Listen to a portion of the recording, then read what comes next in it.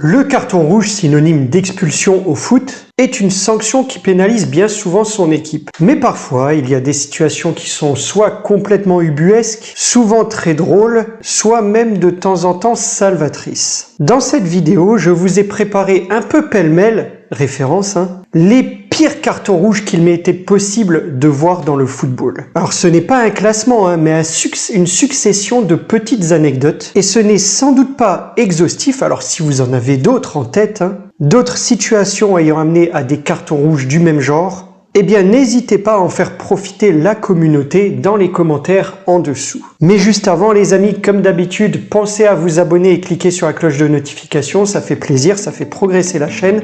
Et vous pouvez également me suivre sur mon Instagram pour être tenu au courant dans la semaine du thème de la vidéo qui sortira le week-end suivant et avoir du contenu régulier en story sur l'actualité du football.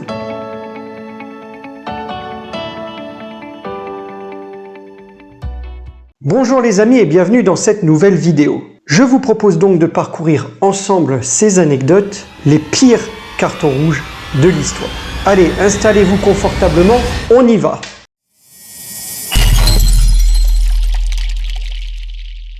Oui, un héros.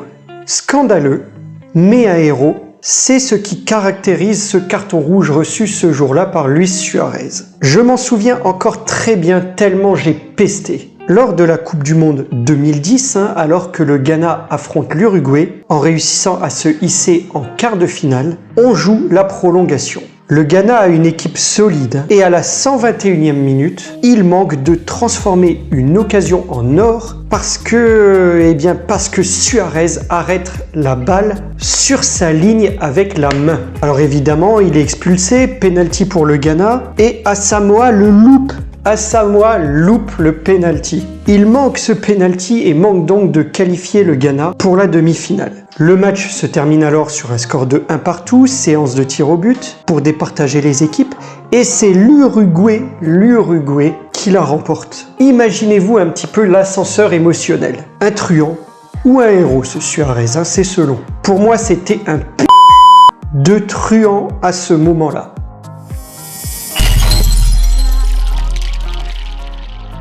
En 2002, lors de la Coupe du Monde, l'Argentine fait partie du groupe de la mort lors du premier tour de la Coupe du Monde.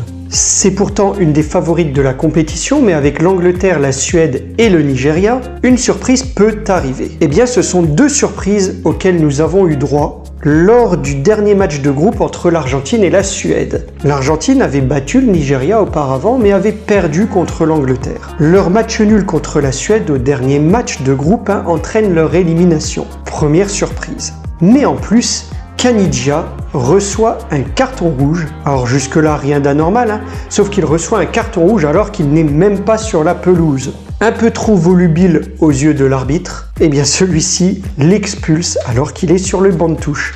Au revoir Caniggia et au revoir l'Argentine.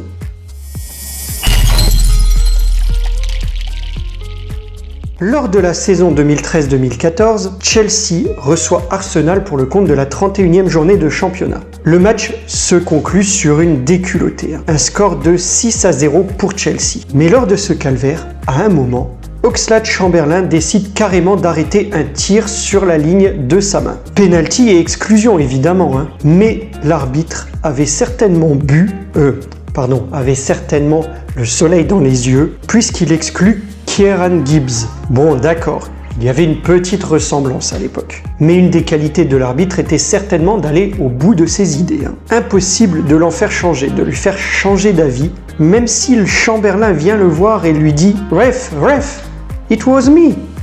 Eh bien certains ne veulent pas reconnaître leurs erreurs, c'est comme ça.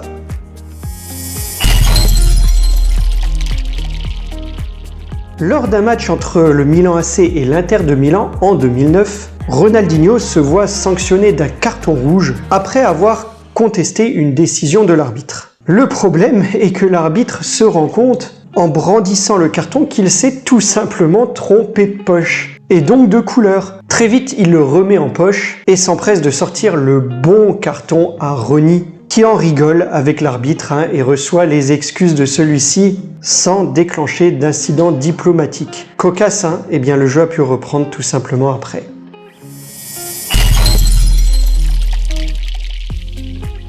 Vous connaissez peut-être, ou pas, hein, Samuel Inkoum. International ghanéen, il évolue aujourd'hui en Géorgie. Mais concernant ce qui nous intéresse, au moment des faits, en 2011, il joue en Ukraine, à Dnipro.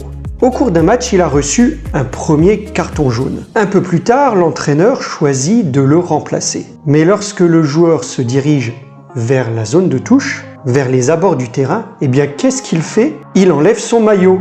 Mais pourquoi?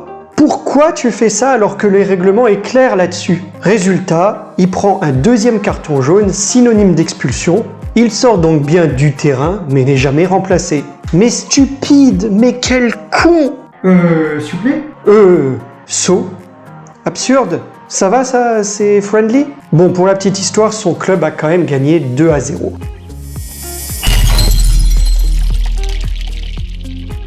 Alors parfois, dans la vie, il faut de l'abnégation pour arriver à ses fins. Et quoi qu'il en coûte, on persévère pour obtenir ce qu'on veut.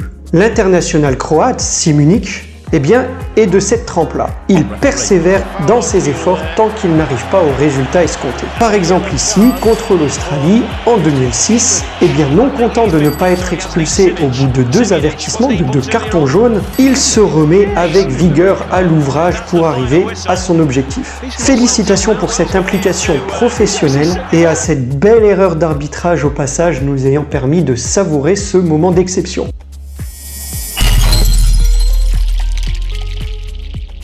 Allez, un petit dernier pour la route et mention spéciale à De Jong pour le pire carton rouge sur fond de violence, eh bien, n'ayant jamais eu lieu.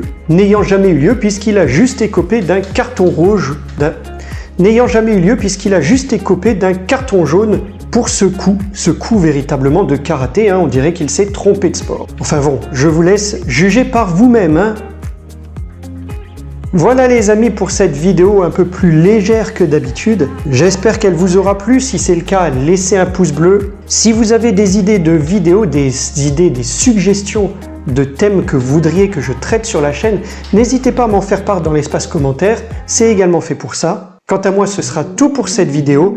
Likez, partagez, commentez, mais surtout appréciez. Et je vous dis à très vite pour une prochaine vidéo. Portez-vous bien les amis. Au revoir.